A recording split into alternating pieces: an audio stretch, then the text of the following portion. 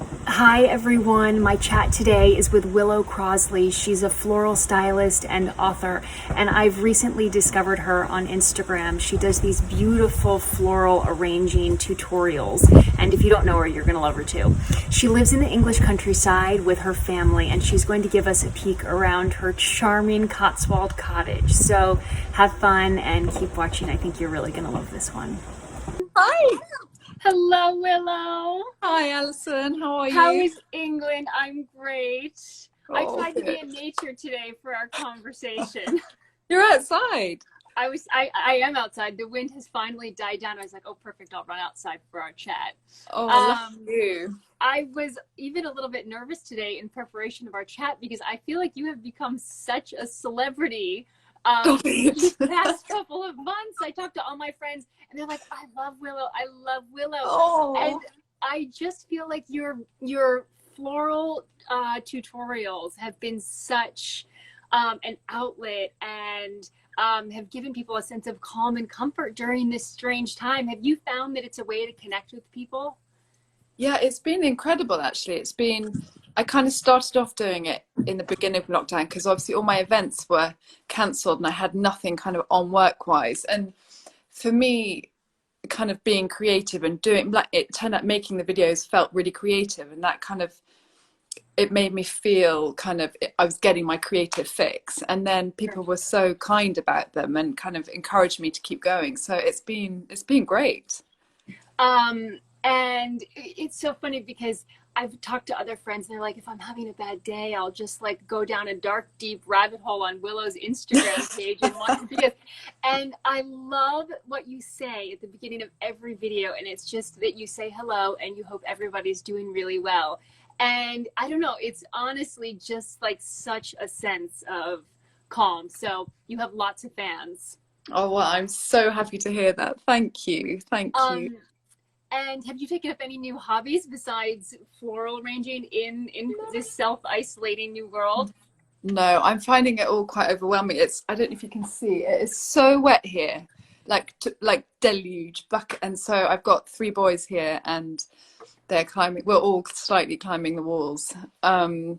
But no, I've found kind of what I've done most kind of to keep my sanity is just be outside, and kind of, Sure. which I've always loved, but more than ever I kind of find going into the woods. And we've got a pup, well, she's one now, she's a puppy, so I have to go out whatever kind of twice a day, but that's been like my savior. And swimming in the river and things like that has been my other obsession. Well, and you just had a book come out in March. I mean, of the Yeah. crazy timing, the Wild Journal. But in some ways, it's so fitting because the book is about the finding peace in nature and its healing abilities, and sort of becoming one with the land. And I just feel like in this time of self isolation, that's what people have been doing. I mean, you can't Yeah. be around people; you're outside more. Yeah, exactly. And it is so beneficial to kind of be out and be it swimming or gardening or planting seeds, or even if you're in a city, just kind of going for a walk. It's, for me anyway, and I think it's proven that even kind of something like half an hour outside is so beneficial for our kind of mental states. And I heard on the radio actually this week saying that the rates of depression in adults has doubled from this time last year. So it's now, instead of 1 in 10, it's 1 in 5. So I think this is more relevant than ever. Sure. And I go on and on about it to my boys and things, but I really kind of, I feel so strongly about it. It just really does help. Well, I grew up in New York City and Washington, D.C., and just never was around a lot of nature all the time. And we spent a lot of time at the beach these past couple months, and I kind of discovered gardening. And look, I'm not very good, but there's something so satisfying about watching something grow. I Yeah. mean, if you and I would like run outside in the morning like a child and just check like it's Christmas morning to see if I had a bloom, and I would have a peony come out, and I was so excited. It is I so think exciting. And it's it's so that thing nice of, that works. no matter what is going on around us that we just cannot control, that's the one thing that just keeps going, be it your peonies or the kind of trees coming out. And it's just that constant, it's going to happen. I mean, yes, it might pour with rain or it might snow, Sure. but it's, no matter what is going on in your life, whatever crap or hell, or that is always going to be there. And I think that's what's so comforting, isn't it? Yeah. It's there. And that you can somehow, in some ways, try and control it if you have the sun, if you have the right soil, if you water, if you give it love, if you go talk to your plants. I don't know if talking to your plants works, but Definitely does. go sing a little song to them. Well, I'm so excited that we get a little tour of your house in just a minute. But before that, I'm dying to know about your kind of career trajectory. You started in fashion, but that you transformed into the floral industry and styling. How did that come to be? So I went to London School of Fashion and did a degree in fashion journalism. And then I ended up following my now husband, but boyfriend at the time, to the south of France, where we lived on a vineyard. But he was making wine. What a dream. I know, dreamy. But I had left all my work behind, so I had to kind of come up with something to do, because I wish I could sit down and be quite happy just being in a beautiful place, but I need things to do and to be creative to make me happy. So I spent a lot of time going to brocants and markets, and I'm such a magpie and a hoarder, and I find all these beautiful fabrics. I started making bags and books and things and selling them down in the shops in Saint-Tropez. And they went really well. And I started writing about my life down there. And so a blog, and bit by bit, I started writing more and more and more. And then my literary agent saw that, and she's like, you should write a book about this. So I started writing, and then I've written a few more books. And on my third one, I was writing about decorating with nature. And I was writing about flowers at the time. And I just thought, I really love this. It was like that eureka kind of struck gold moment. And at the time I was doing fashion writing, I was doing styling, interiors, I was spreading myself so thin and just feeling frazzled. And so I was like, that's what I'm going to do. I'm going to stick to flowers. And Charlie, my husband, gave me a course for Christmas, like a 5-day intensive at the Covent Garden Flower Academy. And it was heaven. It was just so peaceful, and it just made me feel really happy and excited the whole time. And it wasn't necessarily the style of stuff that they taught me that I loved. It was all quite tight, but it was the kind of the floral mechanics that they taught me. And then I just went off, and one of my best friends, Hattie, a jeweler, she asked me and my mum to do her wedding flowers, and it all went from that. And it's just grown, and I've had some great jobs, which it's amazing, the power of Instagram. You put up a good job done, and someone else is like, oh, if they've worked for that brand, I want her too. So I've been so lucky with having these incredible briefs, and being able to experiment. And I've been so lucky that I've been very unrestrained with what people want. So rarely people will say, I want to use pink, orange and green, and I want it like this. They've been just like, go. So I know how lucky I've been with that. Well, they just trust your styles and your creative abilities so much. I guess so. Yeah.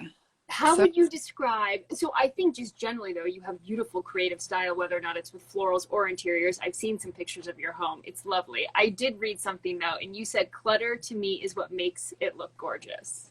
Yeah. And is that kind of your approach to styling?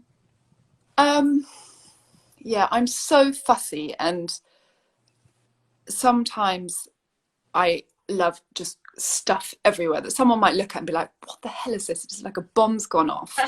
and on one day I'll be like, this is the best thing I've ever seen. I'll come down the next morning, I'm like, this is just disgusting, it's all got to go. So it very much depends on my mood, but I find it struggle to explain what I love.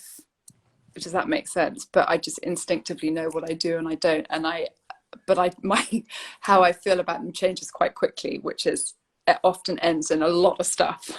Does that make well, any sense? I just think that if you have all the stuff that you love and you put it in one room, it's got to work somehow. Yeah. It finds a way to work.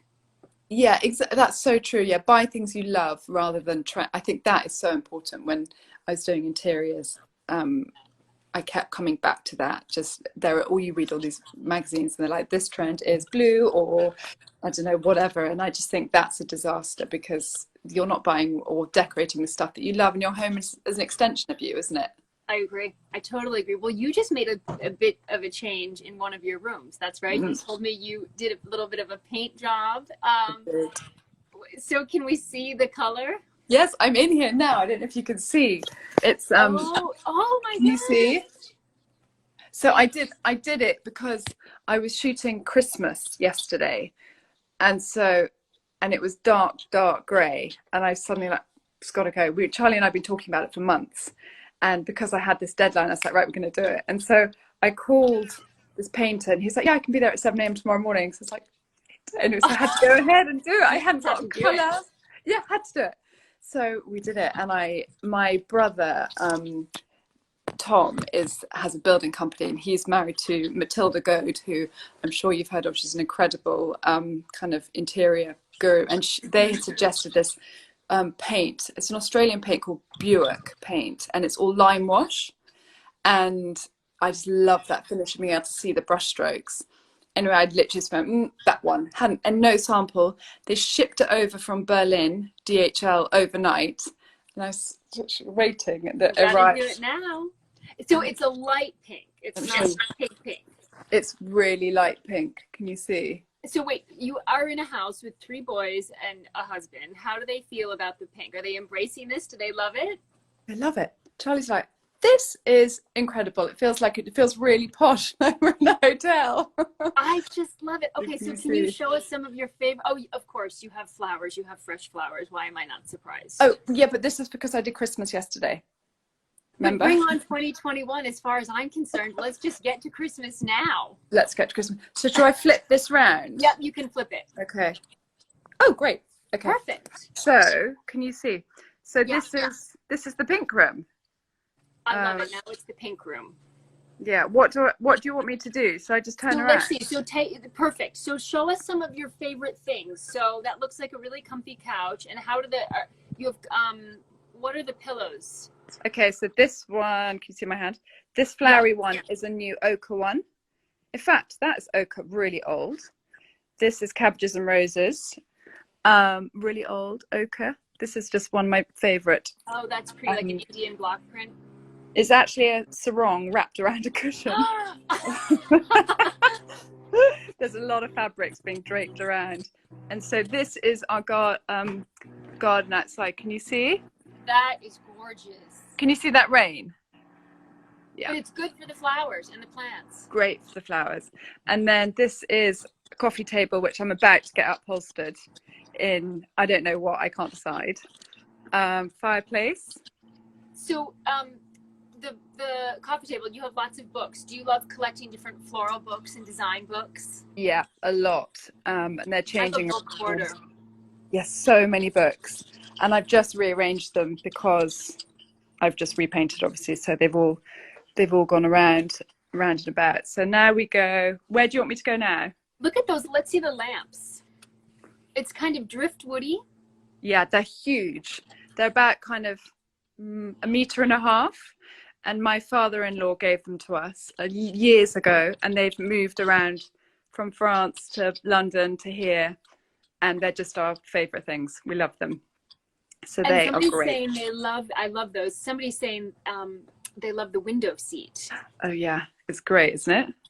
And right by the garden. Do you sit there and read or sit there and think? Yes, I love it there. It's so beautiful. And it's really light. I'm obsessed with light. So that is a really great spot. That's where I was sitting. Is asking if you'd be willing to share some of your favorite coffee table books. Yeah, of course. What have I got? And what have I got at the moment? Well, I've got lots of Mario Testino. This is a Winifred Nicholson book. He's a painter I love. Rachel Ashwell, Shabby Chic, we've got here. What am I reading? Mary Newcomb over here. This one. Mary Newcomb's another one of my favourite artists. Oh, that's Wolf as a Baby. Ginny Blom, The Thoughtful Gardener is a really lovely book. And I can take you over here. Oh, look, this one is my book translated into German, which was really exciting. Oh, how cool is that? Those are kind of just a muddle. What have I got? I can't think of any of my favourite books now. Shall I take you into another room? Sure. Okay. Which room is this? So this is this is our sitting room. So this, can you see there? That's our kitchen. Oh, how great. It's like a big family area. Yeah, so we basically, I'm just doing a 360 now. That's conservatory, table laid for Christmas. Oh my gosh, how lovely. And then, so this room I'm in now is where we live, essentially. It's my shelf fireplace. Oh yeah, let's get a close-up of that. You told me about this. Did you collect all these shells, I'm assuming? No, I didn't. Well, let's just say you did. Yeah, I did. I definitely did. This one here, this painting is one of my mum's. My mum's the most incredible painter. And oh my gosh, and what's it a scene of? so that is Tresco in the Scilly Isles, where we go on holiday in Cornwall.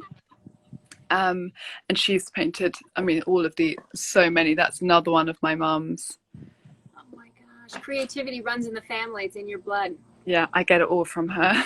And then kitchen. What's the fast? countertop? She's a marble, so veined. Let me just move that. Look, it's incredible black veins running through it. It's beautiful. It's great, isn't it? It's an Arabescata. All my speckles. I'm obsessed And you have with all speckles. your china out. And do you kind of mismatch different plates and bowls, or do you like matchy-matchy? I just have about 5 different speckle collections that I alternate, and I mix them all up. Where would you like me to go now? Somebody's saying they love your wallpaper. Thank you. Yeah, it's Swallows by Sanderson. Can you see that? Yeah. So it comes in lots of different colorways, and I had that in London too, and I loved her so much I brought her back with me.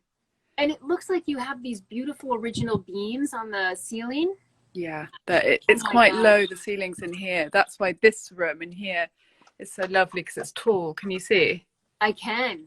It's like, it's a big, great room. Did you have to do work when you moved into it, Willow, or was it sort of already ready to go? We did lots of decorative work, and I might take you back over here.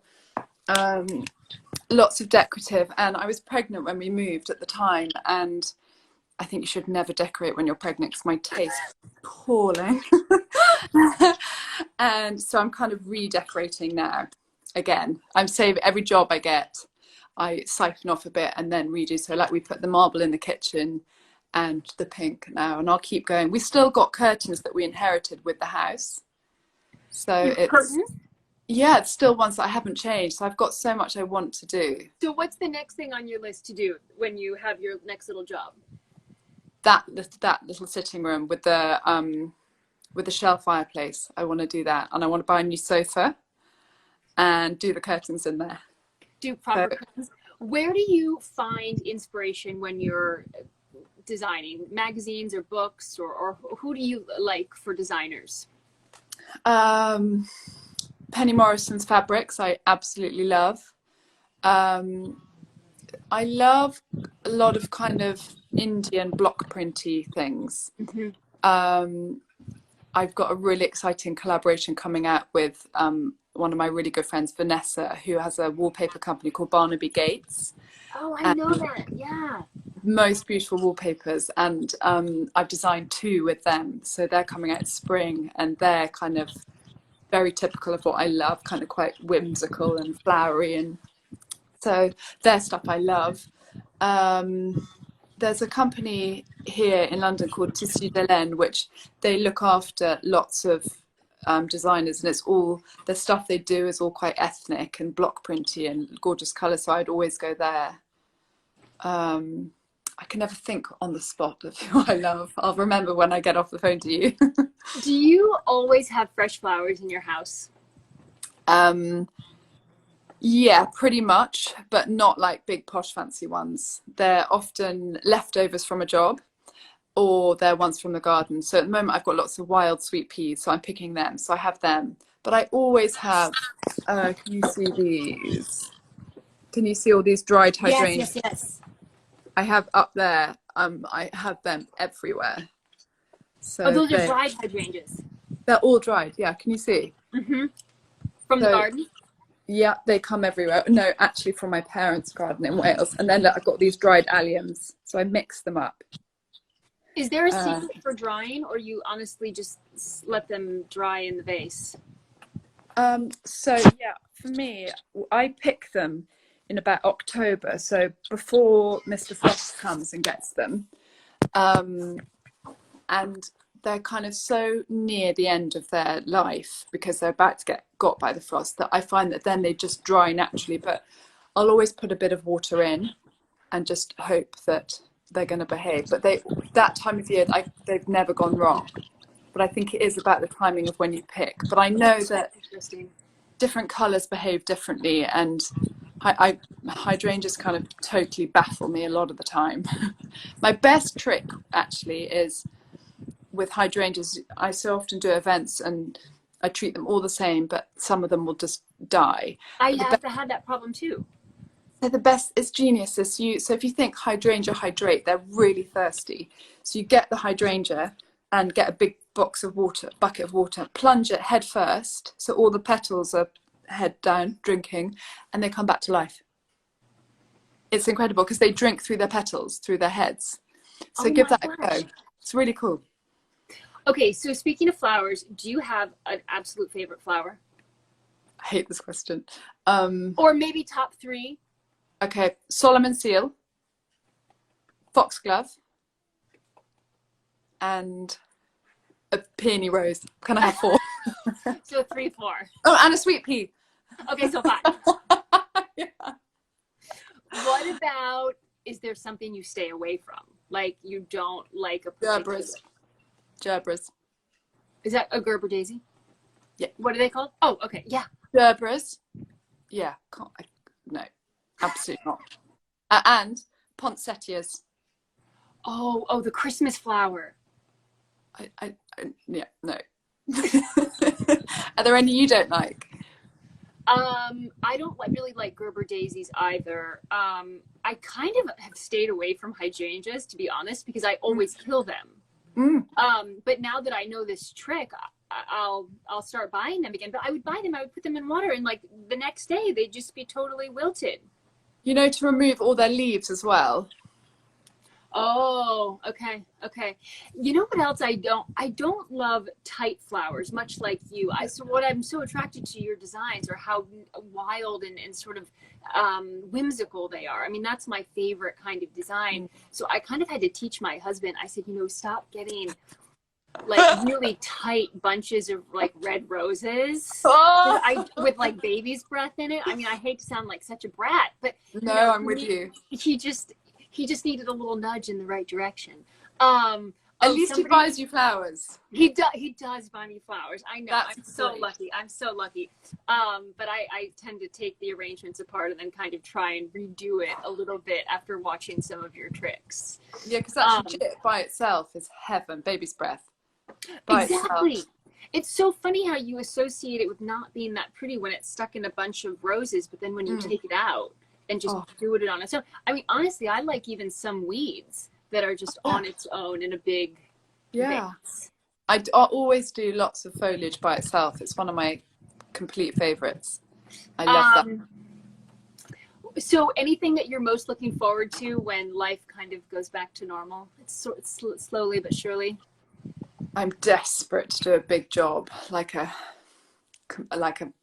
wedding or something where I can just build huge things and have just tables to plan and a huge overwhelming brief. At the time I'll be like, but I'm desperate for that moment and just to work with the team again. Yeah. And are you continuing to make arrangements in your little potting shed?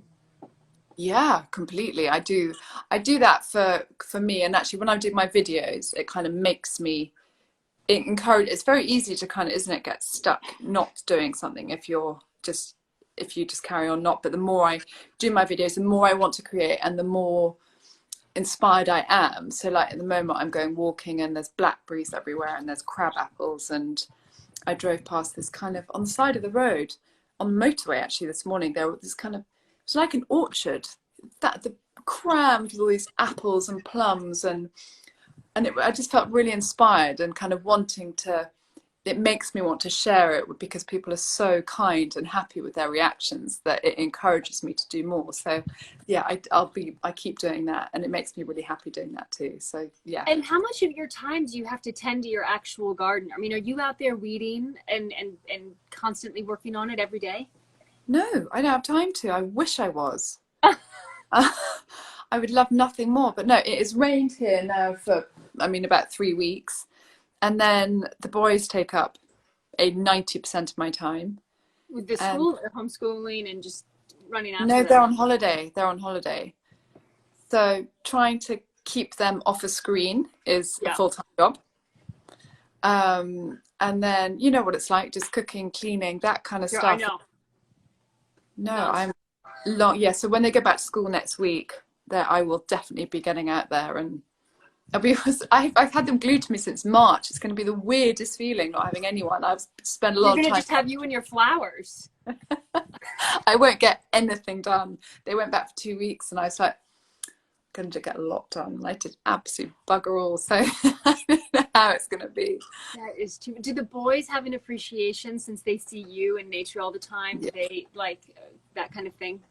Yeah, they love it, and I kind of force it on them quite a lot.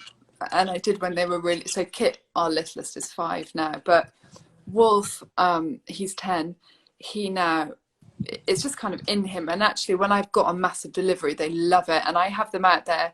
I pay them now sometimes. So that's how they earn pocket money, by conditioning with me. And when it's a massive order and I've got no proper help, they'll happily come out and they'll condition for hours with me. And it's not like really strict, but it's really fun, and they love it. And like on walks, they're always looking for, like, oh mummy, look, that'd be really nice in arrangement. And I love kind of going, here you go, here's a jam jar, here's some secateurs, and do it. And I think they really enjoy it. I mean, they have to be in the mood, but yeah, I think it's good. Well, Willow, this was such a treat chatting with you. Thank you so much for opening up your home and showing us a glimpse of your garden. It's so beautiful, and we can't wait to see your Christmas arrangements when it comes out, whatever special things you're working on. Oh, Alison, thank you for having me. It's been so great to talk to you. You are so welcome. And really everybody, thank you so much for watching. We have 100 people on right now. Everybody loves Willow. So anyway, thank you, Willow, and be well. And we can't wait to see your next big job whenever that happens. Thank you so much. Have a really lovely rest of your day. Oh, thank you. You too. Bye. Bye. Bye. Bye. Bye.